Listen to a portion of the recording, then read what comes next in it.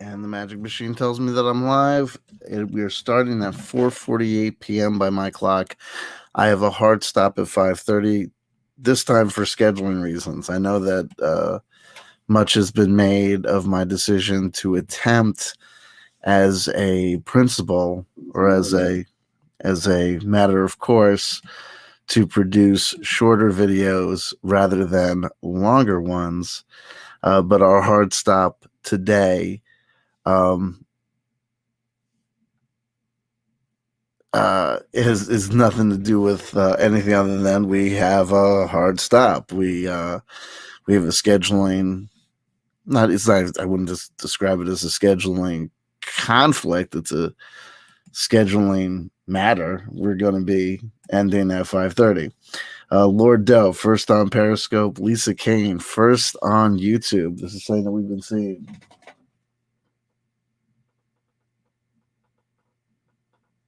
I'll get back to that. Lisa Kane first on YouTube. Kid Cosmic grabbing that silver on YouTube. Rugged Source. Rugged Source grabbing that bronze. CW Stocks talking about bronze, right? There you go. We got Jonaside grabbing that silver on Periscope. And so the bronze remains open on Periscope, and the field is wide open on Twitch. 25 dads could have been first, but timing. Look, what a millennial response. You know what I mean? I could have been first, you know. If it wasn't for those damn people who, were there before me, I would have been there first. Oh, surprise, surprise. Golden Coin 100 may not be first on YouTube. Golden Coin 100 used to be first on YouTube without fail for Jesus Christ, I swear to God, it was like all of 2015 through 2018. Golden Coin was always number one. It was ridiculous. Now he's first on Twitch. God bless you. God bless you. First on Twitch. Good to see you. Yeah, getting right to it. I'm gonna try and strike a balance. What we're gonna try and do is I'm not gonna play the game of rewinding the live chat. I'm gonna just try and see if we can just stay abreast with the live chat and kind of achieve a goal. Because I do want to communicate. And part of the exploration that I want to do that I'm interested in doing. Is having a debate and talking to people and putting forth my idea, my concepts, and letting them be challenged in the marketplace of ideas. Of course, a challenge to my statement, WandaVision is doomed, is not just saying, "Oh, WandaVision is good. I love you, Spooky. You're spooky." Lol, WandaVision is good. Live from Jiggy's. WandaVision is a brilliantly shot, wonderfully looking, nicely acted little piece of garbage that is absolutely doomed because there is no there. WandaVision is virtual California walking. You can see, because when the people get defensive about it, they always come back with the same stuff, and it's the import of their pre-existing comic book lore knowledge, and they're playing this game to see what aspects of the WandaVision, Mephisto, Doctor Strange storyline or larger MCU is going to be presented or have implications in it. And this is lost disease. Present people with an obscure, convoluted, cryptic product that delivers red herrings, innuendo to beat the band, and no real substance. To when it ends like St. Elsewhere. It was all some dumb kid's dream. It ends like St. Elsewhere. They're all in heaven. It's the afterlife. Whoa. Or was it? Ooh. What's the smoke monster? The smoke monster is literally nothing.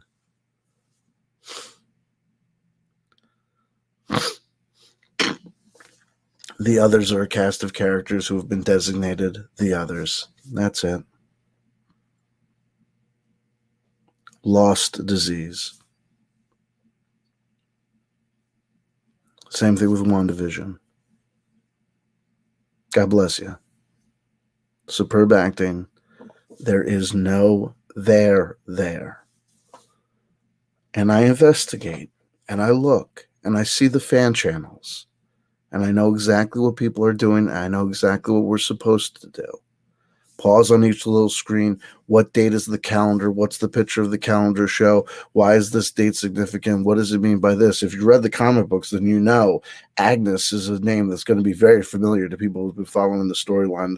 That's not narrative storytelling. That's an alternative reality game. And it is what it is. Spooky, I'm entitled to think it, but you are wrong. I'm not wrong. I have given forth my opinions. I've given forth my arguments. And the reply is always, I like the show.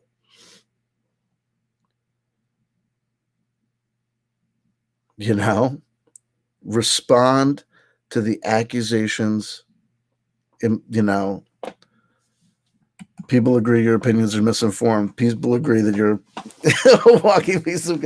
You're trying to get me upset. That's fine. You know what? It's fine, dude. It's fine. It's fine, my lady love. It is. It's hilarious. It's hilariously fun. By the way, the copy of Ender's Game came, so we have to figure out when we're going to do that. I'm absolutely 100% right, and we'll even go into the. I find the entire premise disturbing and unenjoyable. The show disturbs, yeah, and the fact that these fanboys are able to basically see a genocidal vision of these supposed heroic characters, and there is no engagement in what's happening. It's all trying to put together the pieces, and it's just looking for the little toy at the bottom of the box. And this is what we get. This is what passes for culture now. The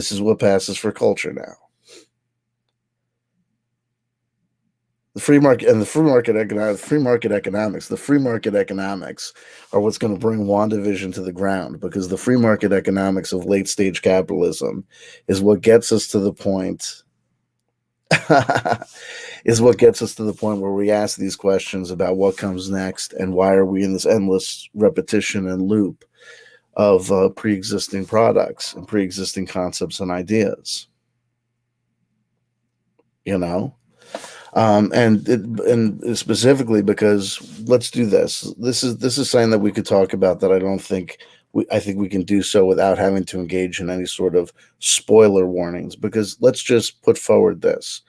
WandaVision, whatever its underlying philosophical concepts or narrative concepts at play are, is articulated as a vision of a make-believe world that is recast and re-put forward each episode as a different decade of television. The 50s, the 60s, the 70s, the 80s. It gets a little loosey-goosey, and that's part of the issue that I have with a lot of this nostalgia culture, is that it's pointing to a nostalgic space, but not with any specificity and not with any kind of grounding or ground rules. They show you a vision of it. Is it first season 1969 Brady Bunch? Is it late era 1973 Brady Bunch? Is it Three's Company? Is it Three's a Crowd? Is it the mid 80s or is it the late 80s?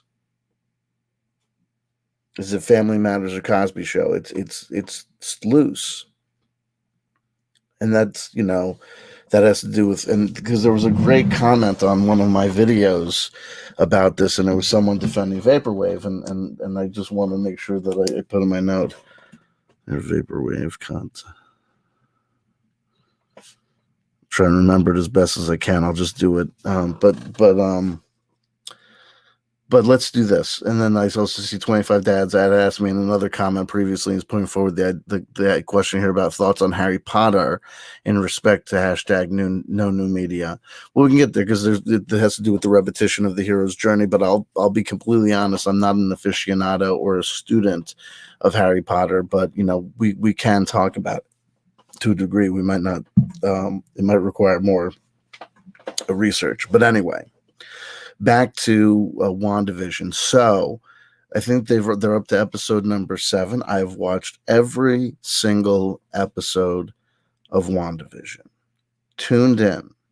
This is right on. I'm a man who studies nostalgia and nostalgic based cultures.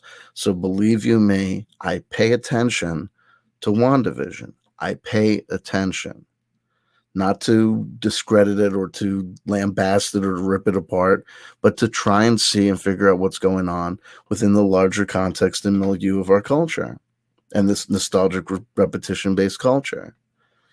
And I stand forward. I stand firm on my position that without the television stuff, right? Without that television stuff, the vision of a different type of 1960s, 70s, the new candy wrapper of this TV image.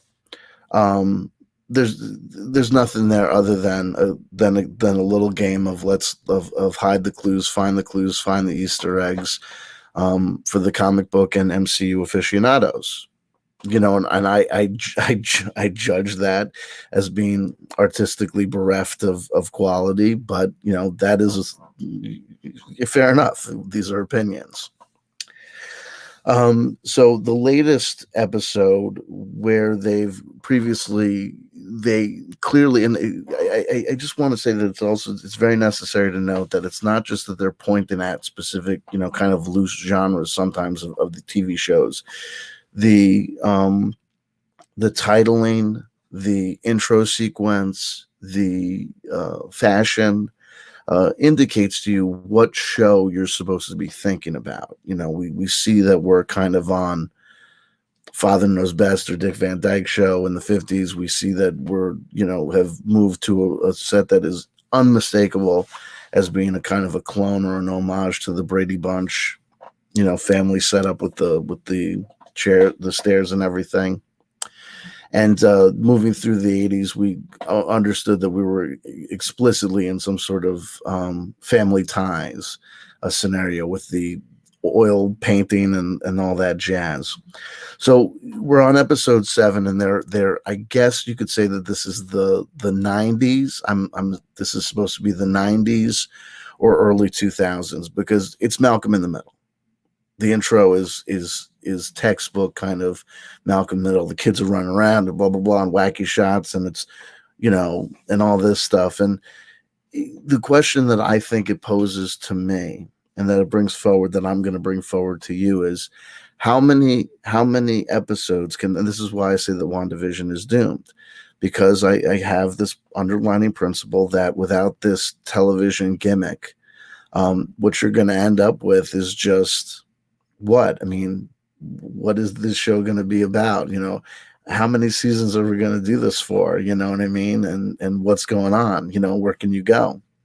So I thought to myself, with each iteration of this gimmick, it's a gimmick.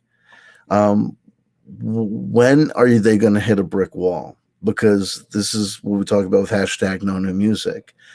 It seems as though there's an inability to create new content, and that the only things that we're getting as new evolutions or purported new evolutions in the various music scenes, whether it's hip hop or whether it's metal or whether it's vaporwave or synth wave or whatever you want to call it, is not something new, but rather a new imitation and a new nostalgic move. So part of my attitude about having such problems with nostalgia culture is not the fact that people can be nostalgic or people can pay homage, but it's the fact that when that's the universal message and when there is no real ability to see new things or new things developing at the rate that we used to see, or even at a fraction of the rates that we used to see, that I think it's important to say, to ask the question about where is this going and what's happening here, which is why I act kind of like an old guy yelling.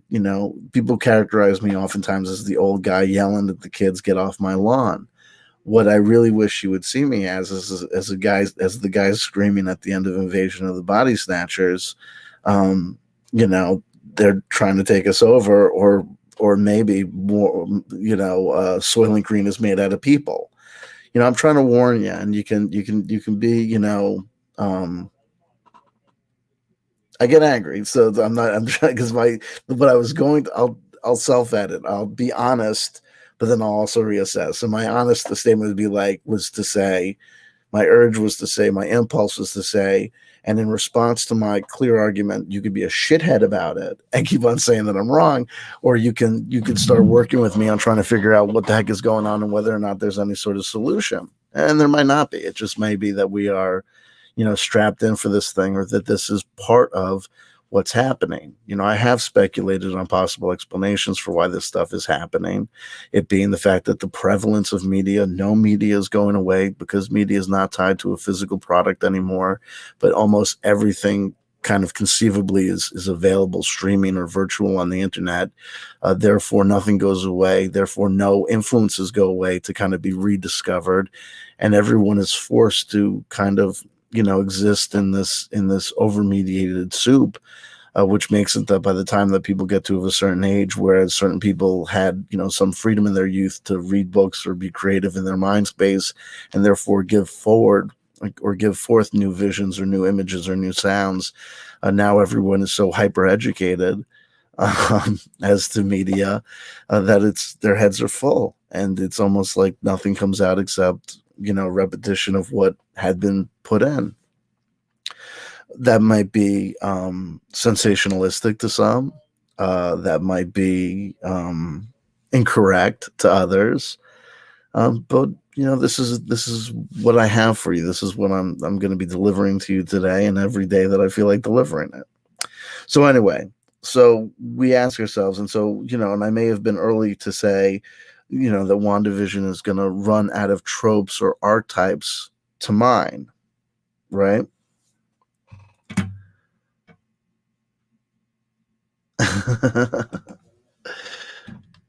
Metallica claims to 5 spots on Billboard's vinyl sales chart. Hashtag no new music. No, fair enough. You know what I mean? Exactly. It's all repetition and rebooting, especially what's the new evolution people are talking about in metal. Listen, folks, I follow the electronic music community closely. I follow the video gaming community closely. I follow the metal community closely, even what passes for alternative music. I pay attention to this stuff closely. So I'm aware, of how much, repetition is going on, and the latest new things in metal being, basically, the resurgence of thrash or speed metal, right on the 20-year nostalgia loop. Yes, spooky. The Ender's Game arrived today. I got it in the mail today. So we can start figuring out, it's 324 pages. So we can start coming up with a timeline of what we want to do there. Anyway, back to WandaVision. So I might have been early to say, they're going to run out of archetypes to mine, but I really do think that they're going to. So, and then that'll bring me to, another issue that I probably spoke about already with Vaporwave, but I'll speak about again. Anyway, back to WandaVision. So they're showing us Malcolm in the Middle. Okay, basically. Let me just do a quick check here, because I want to see when Malcolm in the Middle started. I believe it started, I want to say, why do I want to say 1999? 2000. It actually started in 2000. So perfect. So they're at 2000. Okay. So for me and for my money, and I could be mistaken, I could be wrong, post Malcolm in the Middle 2000, the only place that WandaVision is going to be able to go is, and I predict that this will be the next one. Watch this. I'm going to make a prediction. Okay. Pointing to, it's one thing to hit the home run. It's another thing to point to, left field. You know what I mean? Here we go. It's going to be the Office / Community / Parks and Rec, the so-called one camera sitcom that was considered revolutionary compared to the fixed set multiple camera setup that had been previously used on almost all sitcoms. up to, kind of Seinfeld and Friends. Modern Family was actually considered by most people to be a ripoff of the. It's hard to say, who gets the award for starting the single camera setup. It's usually cited to me as being The Office. Okay, so you have, we can name them. Then there was kind of like when The Office came out. It kind of after The Office, there was a couple of shows that came out right after it, like a year later, that kind of followed the same model. So they can be considered kind of like the first class. So it was Office, Parks and Rec, 30 Rock, Modern Family, which is considered by many people to be kind of like the normie kind of, take on it. Like, the like, hey, The Office is looking really good. Oh man, aren't you guys that produced? Aren't you got the jerks that produced Perfect Strangers and The Love Boat? Yeah, but I think we can. It's like one camera, and it's like a documentary. We'll have them be interviewed. It's like, it's basically like the Monkees to the Beatles is the same thing as Modern Family to The Office. You know what I mean? Whatever. Anyways, that's my take on it. Whatever. So then there were others, and then maybe even before The Office there was Arrested Development. You know what I mean? But that's kind of, the kind of where things were going and what happened there. So I think that WandaVision has one genre left to do or to depict if they're, sticking to that sitcom milieu. Now, of course, they could do something like where they could say, because the content is becoming a little bit darker, people are starting to figure out what's going on, don't want to do any spoilers, whatever, have to, just because I don't want to play the spoiler alert game. But maybe if the things get darker or more disturbing, they could go Law and Order, or more likely X-Files, or Fringe. But if they stick to the sitcom mold, the only thing they can do after that, after what they've done so far, if they're at the year 2000, is go 2000. Office debuted in 2004. 2004 was the first season of The Office. So, it's getting micro, because after that, first of all, Modern Family's still on. Think about the sitcoms that are still on and rolling. Most of them are legacy media at this point. And no offense, like there have been attempts to make kind of funny shows in the streaming milieu, but I'm not aware of any real kind of, sitcoms that are hits there. But then again, I don't know every show that's out there. I don't know every show that's being made. So that it's entirely possible. Here we go. Spooky. It's going to do Modern Family in the 2010 episode. Then the last two will be a big battle and it won't matter.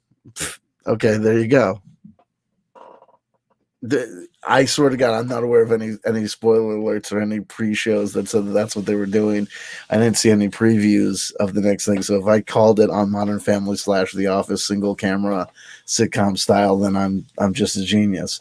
And if they do 2 battle episodes, that's just the MCU model. And like I said, without this gimmick, the notion that these guys are going to come back and keep people tuned in, I don't see it happening, because the characters are not that compelling. Yeah, so we'll see. Spooky says that's entirely my guess and your guess. Yeah, we'll see. That's the only thing you could do. But it is what it is. And don't worry, we're gonna go till 5:30 today, Spooky. So I didn't say 22 minutes on this one, but we'll figure it out. So Vaporwave. So that brings us to Vaporwave, and then the notion this is the lack of evolution that I see in Vaporwave. And I like a lot of Vaporwave. I do. And for those who don't know what that genre is, you can feel free to Google it or look it up on YouTube, and you'll get plenty of shows, plenty of shots. Clearly, the indication is, for my research, is that the beginning of Vaporwave, if we're going to call it having a beginning, it's 2010. And in 2010, this style of music comes along. There had been predecessors, without a doubt. But where it starts to coalesce as a genre and as a cultural kind of movement on the internet, 2010 is where I see it starting. And The sound was characterized by it's a visual and sonic milieu and homage to the late 80s, early 90s. So if we do the 20-year nostalgia loop model, it's perfect. 2010, 2019, 90. You got the 85 through 90 on the back end of one end of it. You got 90 through 95, 94 on the front end, and there you go. That's the sounds that they're drawing from. That's the samples that they're pulling. That's the tracks that they're remixing. It's the visuals they're mining and mixing together, which we've said is kind of, can get confusing. So Pragmagic. So I just want to say this: the Bandcamp genres galore. I've talked about this. Is that what's the latest trend that I'm seeing is you call every stylistic sonic change or visual change on the tape. A lot of these so-called subgenres cannot be defined as subgenres outside of the digital imagery that's being put forth as the so-called quote unquote album cover of the Bandcamp download release or Instagram post. And if the genre implications and the genre definitions occur outside of the music itself, because this is instrumental music, so it's not like if you had a band like Ailstorm, or if you have a band that defines itself as Viking metal.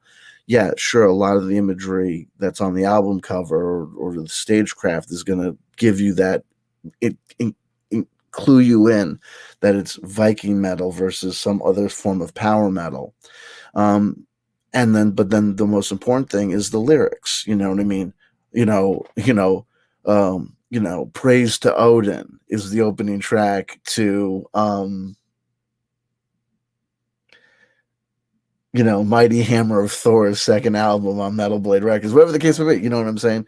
There's lyrical content. There's song titles. There's information that is creative and of the creative act that leads to this genre distinctions. Though I would argue a lot of times to say that, it's like saying that, it's different types of science fiction because it's talking about these sort of space monsters versus those sort of space monsters. Yeah, I think it can be abused. But when it comes to the Bandcamp genre galore, whether it's in the form of the grind scene, the grindcore derivations, or whether it's in the vaporwave derivations, a lot of this stuff, because it's instrumental music, you're being told that it's quote unquote spooky wave, right? You're being told that this is mall soft. You're oftentimes being instructed as to the different subgenres of the music or what the subgenres are supposed to mean. That's not to say that that's exclusively true 100% of the time. So I understand that there's mall soft releases that can explicitly be known to be mall soft for various reasons. They use the cavernous reverb, they play the sort of music or sounds that you would hear in the mall. There are things that are happening there, but there's a lot of times when I see these micro genres where it's like, and this happened in Harsh Noise Wall. There's a community of noise musicians called Harsh Noise Content, called Harsh Noise Wall, and I was a practitioner for many years. I remain a fan because I'm a fan of drone music, whatever. But a lot of times you'd have these descriptors like this is a Katy Perry wall, or this is it's extreme desolated ripped torn speaker wall, whatever, and they all end up sounding the same. It's Harsh Noise Wall. It's wall noise. And again, this is another genre you can look up on YouTube and find all sorts of implications for it. And it is what it is. Kid Cosmic, the same goes for Stoner Doom. Absolutely. There are people that are going to say that there's variations on Stoner Doom, and all the variation comes down to is different types of lyrics. And whether or not they are like refuse to leave the confines of the 1969-1970 Black Sabbath sound palette, or whether they stretch out a little, until early 78. You know what I mean? Honestly, and then a lot of it, just comes down to, like lyrical content, which again, I'm going to say is like, is that work? That's part of what the problem that I talk about, this kind of mimicry of the change of the organic change of the past. So it happens in two different forms. Number one, just making up various subgenre names to impersonate and act as though, right, there's still new music being made because, oh my god, every month there's a new genre of vaporwave and it's transforming right before our very eyes. Is it? Because I argue that the stylistic changes that are being called and defined as new genres of vaporwave, back in the day, if we were in the speed metal community, it's not like, Death Angel released or Testament released The Legacy in 1987, and then Anthrax released or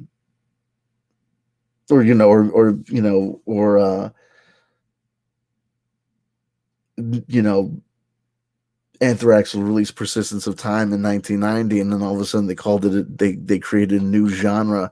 I mean, I'm going to argue that there's more stylistic change between Slayer's South in Heaven.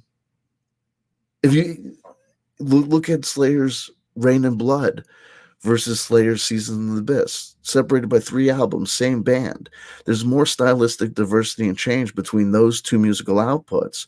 Or look at the change between Death's Scream Bloody Gore and Death's, oh my god, why am I blanking on this album title? I was just looking at it the other day. I was listening to it the other day.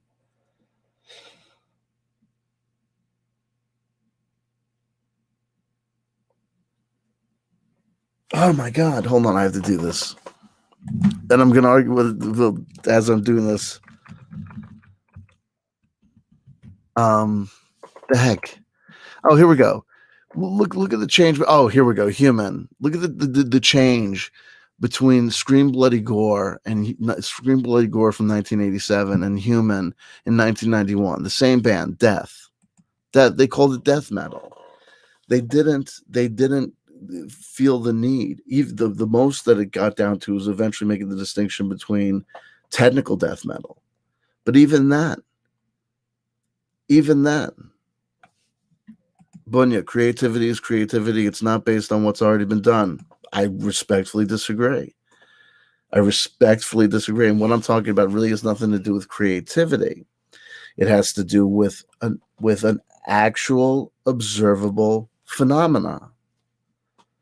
And so I say to people, don't play semantic games with me. If you're arguing that there is creative expression that is unique, wholly unique, and that my premise about the lack of innovation in modern music is wrong, give me the example. I'm not trying to be combative, but because what I'm going to say is this. I can tell you that I believe that a lot of pushback against me is because people don't want to think about the implications of what I'm saying. There are serious implications to what I'm saying. We can throw it out in the world of heavy metal to new wave of British heavy metal, to speed metal, power metal, thrash metal, 3 genres existing at the same time, to death metal and black metal. Boom. Word games. Spooky Bad Hair says, what do you mean by semantics? I mean word games. Like creativity is about creativity. No. We're not gonna do that. Tell me where and how I'm wrong. Because people first of all, they take it as a challenge. Because here's the other thing. A lot of the people in the audience that hear my messaging are musicians themselves. And there's serious implications. We're all tied to this. So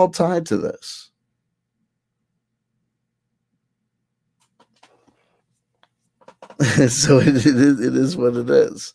And and it's fine. But I'm telling you, Bunya, tell me Where's the genre? Because there is no reason why the human beings that were able to go from house to techno to tech house to break beats to jungle and drum and bass, why that should have fallen off and that we shouldn't still be seeing new genres being invented. The same thing with heavy metal.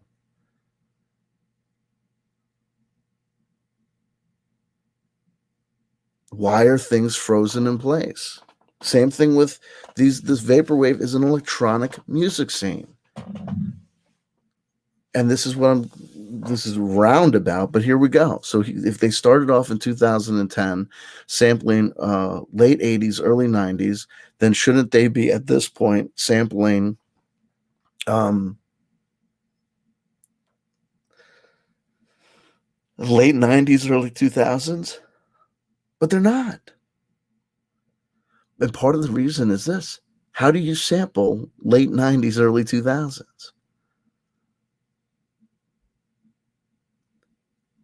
What? Because, like I said, when we get to 2000, when we get to 2000 through 2010, what is passing for culture is a repetition and a repeat and a recycling of the 80s. It's no mistake that in 2010 they got to the late 80s, early 90s. But that's the point. Beyond that, there is nothing.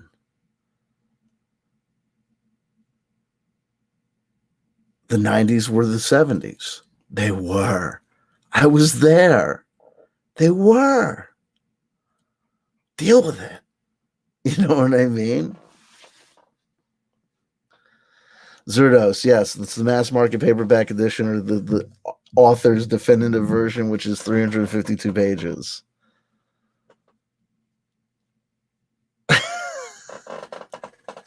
But it is, I mean, but it is what it is. And so I certainly understand why people can become impassioned by this. And like I said, I'm not saying that this music sucks or that these people that create the music should be like, lambasted or hurt or Cortana Fanny says, I thought the 90s were the 90s. Kind of, but the 70s were ultimately there, and that's when the rot started coming in. And I'm telling you, and I study these. You have to understand how much time I spend studying this music, looking at these album covers, reading artist interviews, reading, trade publications when there were still trade publications that are archived regarding these things and these trends. And it's just so obviously there. And it's what leads us to where we are, I think, today. So the same thing I'm gonna to kind of wrap things up or to kind of try and put a button on it is the same reason that WandaVision is doomed. It seems to be the vaporwave is having the same problem. If your genre fixation is Cortana Infinity says it's called hauntology. Yes, there's a lot of great stuff on it. What's his name? I keep on messing up his name from time to time. He wrote the book Exiting the Vampire's Castle. Christ. Mark Fisher talks about this at length before he killed himself. Here we go. Let me see this.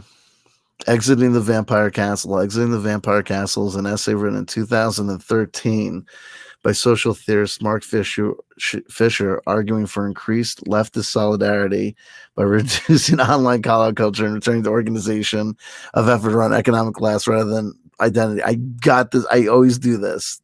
I got the right guy, the wrong book, the wrong essay. Mark Fisher.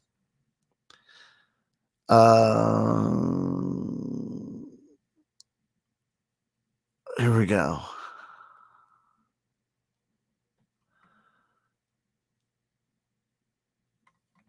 Where am I going with this? It's capitalist rules. Hauntology. Here we go. Main articles: hauntology and hauntology music. Fisher popularized the use of Jacques Derrida's concept of hauntology to describe a pervasive sense in which contemporary culture is haunted by the lost futures of modernity, which failed to occur or were canceled by postmodernity and neoliberalism. See, I think the hauntology, I think we're adjacent to it. So I think that what I'm actually talking about is something that's a little bit to the side of this, but I think that they go side by side. Um, uh, and and you know, I'll be honest with you. Pragmagic. They were labeling the Ariel Pink stuff with hauntology way back when too, and that's way back when. So do you realize that when we're talking about this reference culture, like, so we're talking about vaporwave. We're talking about vaporwave that started in 2010. That means it's 11 years ago. When do things start becoming nostalgic for nostalgic? When do people start, when we get out to 2031, will the 20-year nostalgia loop not bring us right back to James Ferraro and replicas by Onetrix Point Never and Macintosh Plus? And then we're lost. Because there's so much. If you enter in any of these years by themselves, 1987, 1982, any 1995 is a great one. Enter it in by itself on YouTube and see how much content you get that is not from 1995, but it's this kind of fake 1995. It's an homage to 1995. But you look at it, I was there in 1995. I loved 1995. That was one of my peak years. I was fucking everybody. Honestly, 1995, I was on fire. Right? 1995, I was running with so much cock power. It was those days, guys know this, gals know this, when you could sit there at a party and be like, damn, I think I'm having a heart attack. I think I'm having an OD. Do you want to go to the hospital? Nah.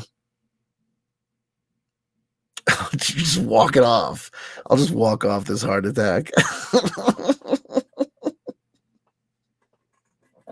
You know what I mean? And just keep on going.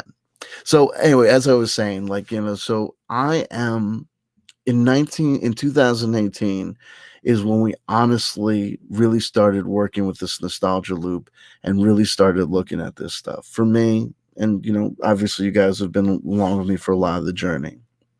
So there's a lot of looseness to my approach.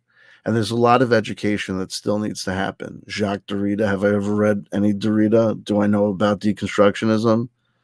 Yeah, I do. Am I an expert in it? Am I great at it? Am I great at its application or knowing it? Am I an expert in Foucault and the politics of power?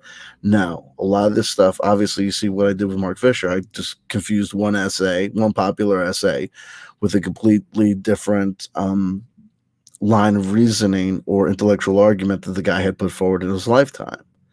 So we're going to repeat, rewind, renew, reinvestigate, and reread these things and reapproach these things together as we do. This is what I'm fascinated. And then the notion that I'm going to go back and talk about, like I said, you know, if I go back and talk about any of these like conspiracy theory guys again, you know, maybe just to get views. Totally honest, but the notion that I'm, you know, this is what I'm interested in talking about. This is what I think is fascinating. So, like I said, if it's a nostalgic rewind culture, when does it run out of a past to rewind to? Because if all you can rewind to is another point in time where, like I said, it's just an imitation of an imitation. This goes back to, it's not even just Derrida. It's Jean-Paul, you know, Baudelaire, right? The Xerox of the Xerox of the Xerox begins to lose definition. Spooky says, hashtag Ender's Game is going to be an awesome discussion and super excited about it. Send me an email. Pragmagic, everybody send me emails again.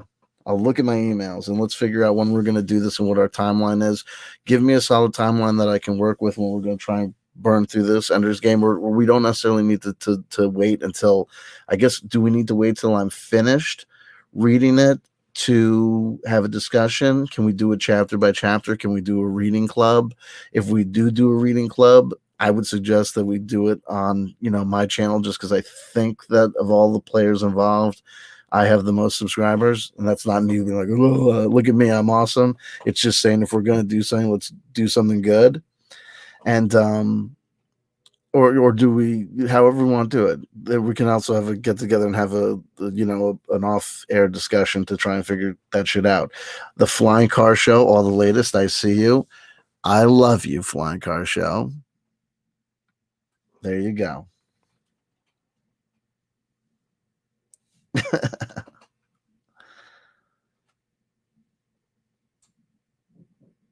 There you go.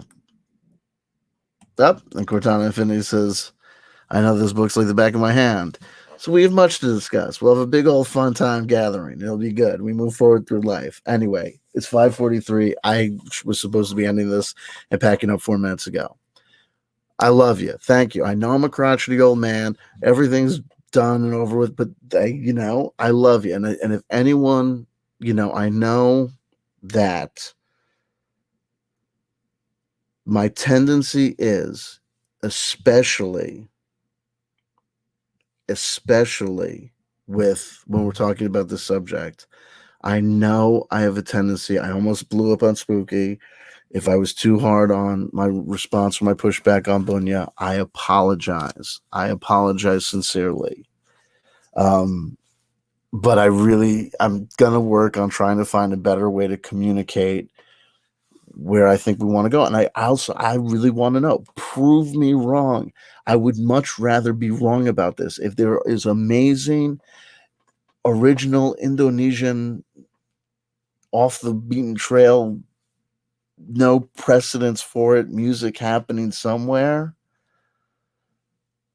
there you go. Absolutely.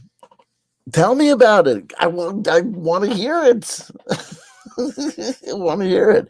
And I especially want to hear it if it ends in a mud wrestle. Anyway, for the time being, I love you. I love you. I love you. If nobody told you they loved you today, somebody just did. That's somebody, CW Chanter. Make of that what you will. And we will see you on the next episode.